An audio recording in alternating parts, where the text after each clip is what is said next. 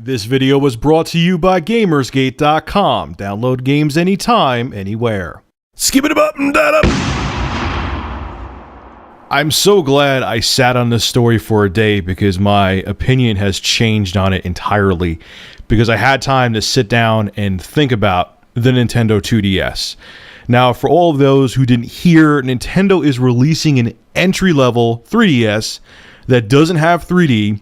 It's not clamshell design. It's literally a slab. It kind of looks like a weird shaped piece of cheese tablet.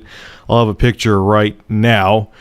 And it's going to come in two colors, blue and red. It's coming out on October 12th, and it's going to be $129.95 US dollars. Now, the beauty of having a smartphone is you guys blew up my phone yesterday around, like, I would say 2 o'clock Eastern Standard Time. I'm from the States, the East Coast in the States. And I was, at first I thought it was people were trolling me. I'm like, what the hell is this thing? It looks like a weird tablet from Nintendo. But, you know, I was busy I didn't stop until like 9 o'clock or 10 o'clock at night, and I didn't have time to do the stories. And I was going to work late last night, but I'm finally on sleeping nights, so I don't want to screw that up. So I was like, all right, I'll wait until the morning. So I had a lot of time to think about it. And honestly, I think this is a good idea. I think it's brilliant because here's multiple reasons why I think that the Nintendo 2DS is a brilliant idea. One, let's talk about 3D. I don't give a shit about it. I know a lot of people that don't give a shit about it. No one cares about a lot of the whole 3D fad is dead. It peaked in 2011 and it basically died in 2011. I mean, they had the Evo 3D phone, which I had up until recently, until they got the S3, the Samsung Galaxy. Sony was pushing 3D like crazy. It was just this, they were trying like, oh, now you could do it with just glasses. No one cared about 3D in the 80s and 90s. No one really cares about it now. You know, it's cool once in a while when you go see a movie. So Nintendo realized that and said, hey, no one gives a shit about the 3D. They just want to play the 3DS games. Let's get rid of the 3D. And on top of it too, parents, when they have younger kids, they don't want to hurt their eyes. It solves that problem. So for the adults who don't care about the 3D, it's gone. For the parents who are concerned about buying a 3DS for their kids because the 3D may hurt their eyes, you buy them a 2DS. They can't even utilize the 3D.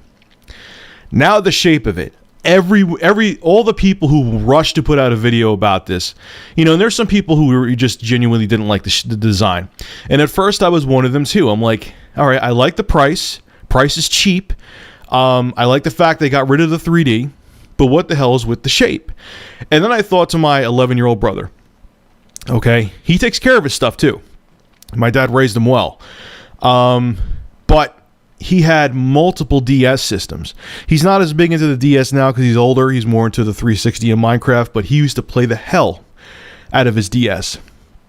And what happened was, from the constant opening and closing of the screen, even though he took care of it, he's still a kid. Sometimes he would rush it open because he was excited and wouldn't be too gentle with it.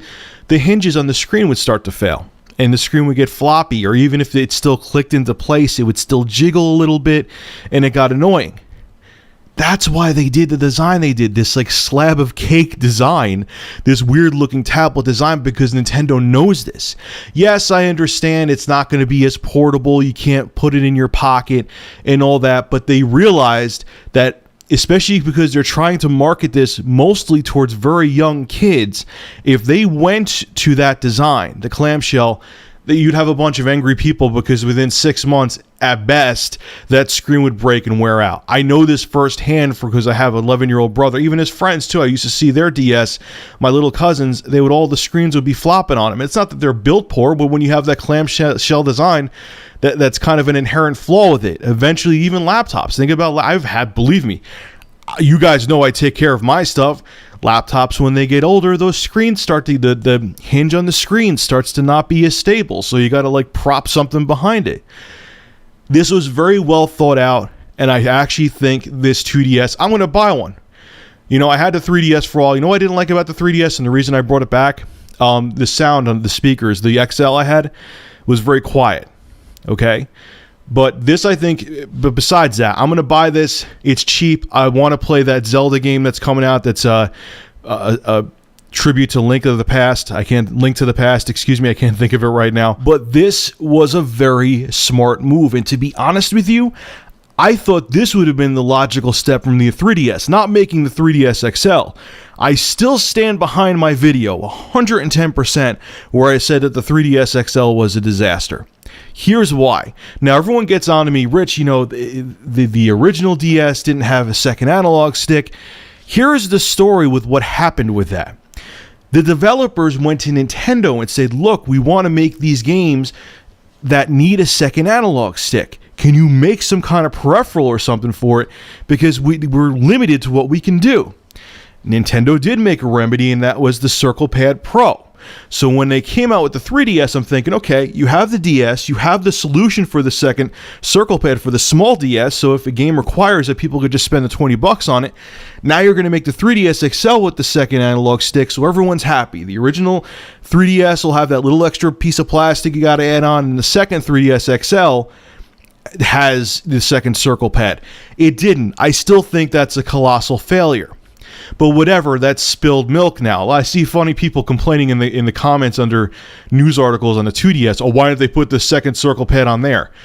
It's too late now, man. The 3DS has been out for a couple years. It's milk that's been spilt for so long that it's curdling and rotting. Like, it's too late to.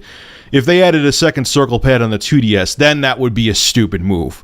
But at the time when the 3DS XL came out, it would have been a smarter idea. But I don't, people were complaining about the fact that it didn't have that. It's too late.